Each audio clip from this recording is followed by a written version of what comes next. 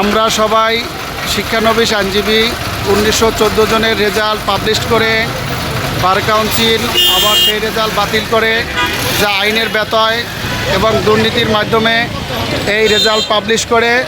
আমরা আমাদের রেজাল্ট বহাল চাই এবং বার কাউন্সিলের সামনে আমরা অবস্থান কর্মসূচি পালন করি।